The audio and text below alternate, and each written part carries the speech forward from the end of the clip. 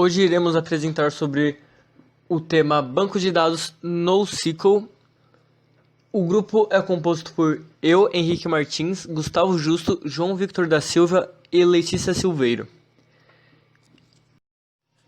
Hoje iremos abordar os seguintes temas: como funciona, como utilizar na prática, quando usar, afinal, quem utiliza NoSQL versus SQL e as referências bibliográficas por fim. Como funciona o NoSQL? Mas antes de saber como funciona, primeiramente precisamos saber o que é. Muitas pessoas acham que o NoSQL significa não ao SQL, mas o NoSQL é uma categoria de banco de dados Not Only SQL, que significa não só SQL. É um banco de dados não relacional e que resolve grande volume e pesquisa de dados. Está sendo usado cada vez mais em aplicações de grande escala. Nesta categoria, temos pelo menos 4 tipos de bancos de dados NoSQL, sendo eles o chave e valor, orientado a documentos, orientado a colunas e orientado a grafos. NoSQL chave e valor é bastante utilizado em jogos, armazenamento de sessões e internet das coisas, por exemplo. Ele permite uma grande escalabilidade diferente de outros bancos de dados, e seu armazenamento funciona assim como o nome diz, com pares de chaves e valores. Um exemplo de banco de dados assim é o Redis. NoSQL orientado a grafos armazena seus dados justamente em formas de grafos, utilizando de vértices e arestas.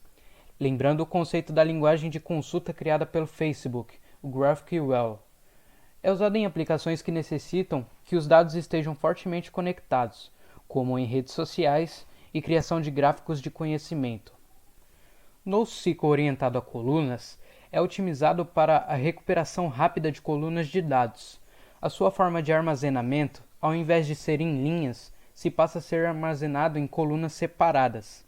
Um exemplo de banco de dados NoSQL orientado a colunas é o Cassandra.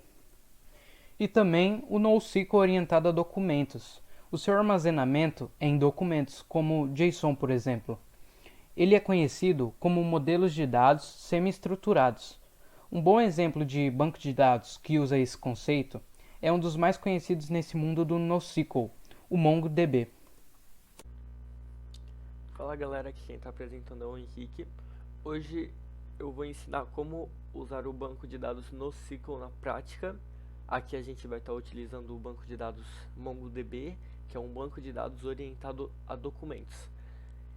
Então, para usar o banco de dados MongoDB, você pode usar eles de diversas maneiras.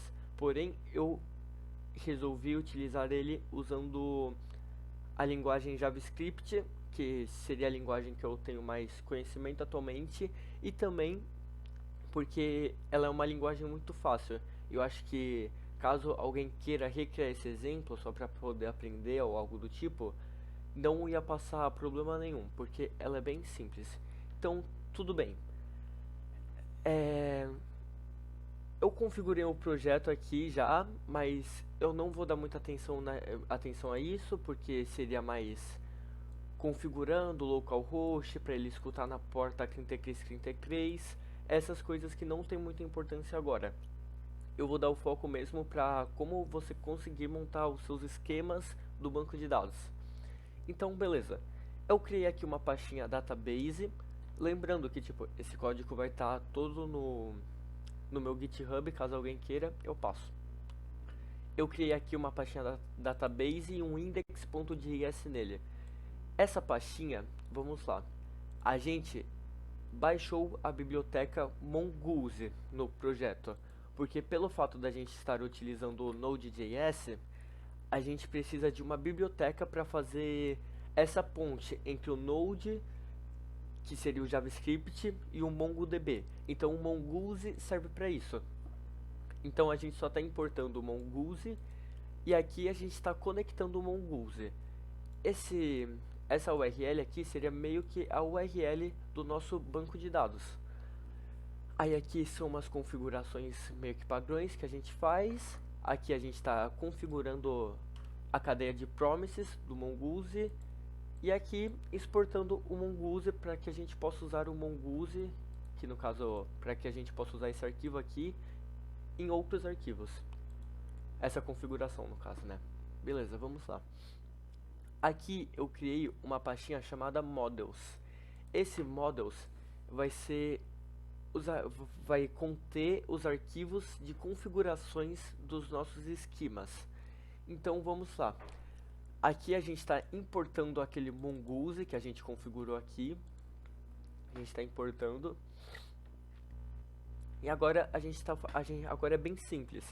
A gente faz o seguinte: user schema é igual a new mongoose schema, para falar que a gente quer criar um novo esquema de um banco de dados no SQL.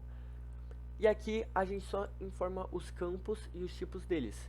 Por exemplo, o name vai ser um type string e o require seria o not nulo, ou seja, que ele não pode ser nulo. E assim vai indo. E-mail, type string, não nulo, ele tem que ser único. O lowercase seria que, caso o usuário passasse assim, tudo em letra maiúscula, ele transformaria tudo para letra minúscula.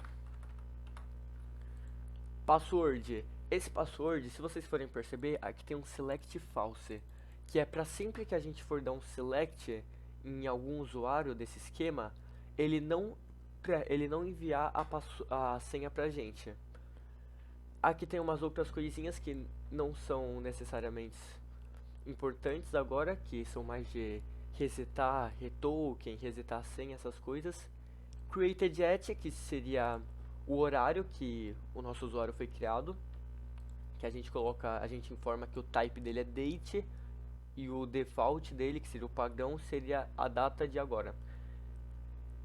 E a especialidade, que no caso type string, se ele não informar nenhuma especialidade, ele vai trazer pra gente novato, born, type date e descrição type string. Tudo tranquilo. Ou seja, a gente conseguiu perceber que é bem fácil a gente configurar nosso banco de dados. Só a gente criar um esquema e informar os campos dele. Aí aqui a gente tem um método interessante que é user schema.pre.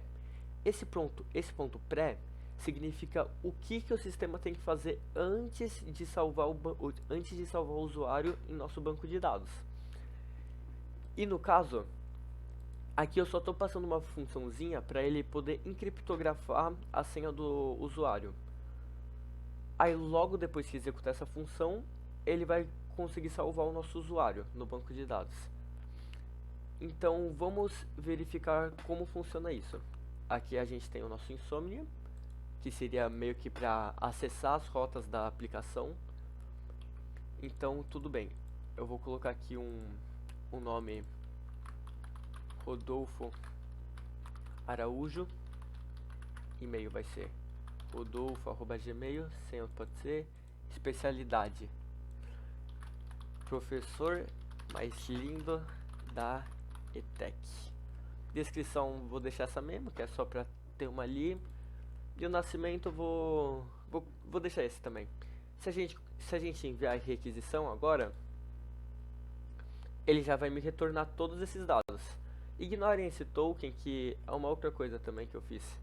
Enfim, ele já retorna todos os dados. E pra gente poder verificar se ele foi salvo ou não, a gente abre aqui o nosso MongoDB e a gente já vai conseguir ver aqui, users. Nós temos dois documentos. Lembra que eu falei que ele é um banco de dados orientado a documentos? Então, todo registro salvo gera um documento. E esse MongoDB Compass, ele é muito bom caso você vai lidar com um banco de dados no SQL e ainda mais com o MongoDB, porque ele informa tudo pra gente. O tamanho total, e a gente consegue ver que é muito levinho, tipo, muito levinho mesmo. Mas tudo bem, caso a gente clique aqui, calma.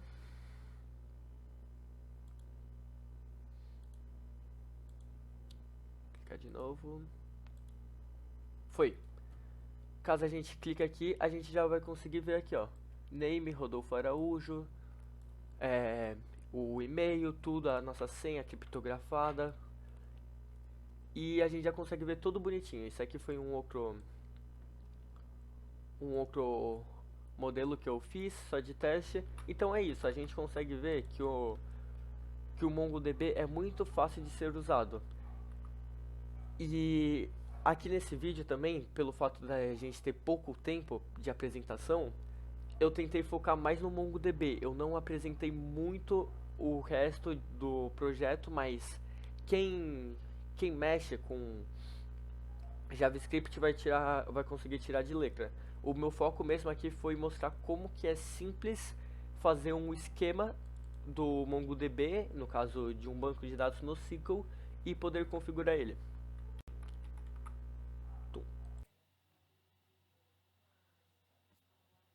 Quando utilizar o NoSQL? O NoSQL realmente é uma ferramenta muito poderosa, porém, ele de longe não substitui completamente o SQL comum. Há ocasiões em que ele é recomendável ser usado e ocasiões onde ele necessita ser usado. E você deve ter uma pequena noção de quando exatamente isso deve ocorrer. O NoSQL fornece um bom suporte a sistemas, no caso a bancos, que necessitam de uma massiva quantidade de dados e preservar um grande desempenho. Então, normalmente se utiliza muito o NoSQL em sistemas muito grandes ou que necessitam de extremas cargas de dados para serem passadas, pois ele tem uma enorme capacidade de escala de dados, o que permite que ele armazene muita informação sem ter nenhum gargalo, trava ou problema do tipo. Ele também consegue preservar muito o desempenho do banco de dados, evitando travadas e permitindo uma fluidez melhor das informações. Então ele normalmente é a escolha certa para sistemas muito grandes e que precisam de muitas informações. Porém, ele acaba sendo um pouco problemático em situações de sistemas muito complexos, por causa de algumas limitações dele. Porém, uma recomendação muito comum é não se limitar somente a uma das opções. O NoSQL é uma ótima ferramenta e fornece muitas opções interessantes para o banco de dados. Porém, se combá-lo com outras ferramentas, como o próprio SQL comum, você pode ter uma coisa 1000 vezes melhor. O padrão que normalmente é feito em grandes empresas e que é mais recomendado é fazer um banco de dados híbrido, utilizando o NoSQL nas partes em que ele é mais necessário, quando se necessita de ter um armazenamento maior, um melhor desempenho, uma velocidade mais rápida, e utilizando um outro banco de dados, como por exemplo o SQL, para sobrepor funções que o NoSQL tende a ser mais limitado. Dessa forma, você consegue usar as utilidades de ambos as versões, as utilidades, o que permite você ter um melhor desempenho no seu programa como um todo. As principais diferenças entre o SQL e o NoSQL é que, primeiramente, né, o SQL exige que você use esquemas, ou seja, uma arquitetura visual e lógica de uma base de dados, e isso já é pré-definido, para que você determine a sua estrutura antes mesmo de você começar a trabalhar com eles. Já o NoSQL, como a gente viu, tem várias formas de utilizá-lo, desde orientado a documento, a coluna, a grafos, e isso faz com que o NoSQL seja bem mais dinâmico. Você pode criar documentos sem ter que definir a sua estrutura primeiro. Cada documento tem sua própria estrutura definida. A sintaxe varia de base de dados para base de dados e você adiciona campos sempre que precisar. Bom, o NoSQL, ele acaba possuindo uma escala vertical, ou seja, com mais poder de processamento na mesma máquina. E isso demanda muita energia de uma CPU, de um hardware, enfim. E os dados, eles ficam presos numa forma de nó, ficam presos apenas ali, o que faz com que o dimensionamento seja muito lento e acabe dependendo da capacidade de apenas daquela máquina. Bom, entretanto, o NoSQL ele possui uma escala horizontal, ou seja, distribuindo em 2 ou mais máquinas, e isso faz com que seu dimensionamento seja muito mais rápido em relação ao SQL, já que aqui os dados eles não estão concentrados em um nó só. Em apenas um nó tem uma parte dos dados, não é toda, é apenas uma parte desses dados.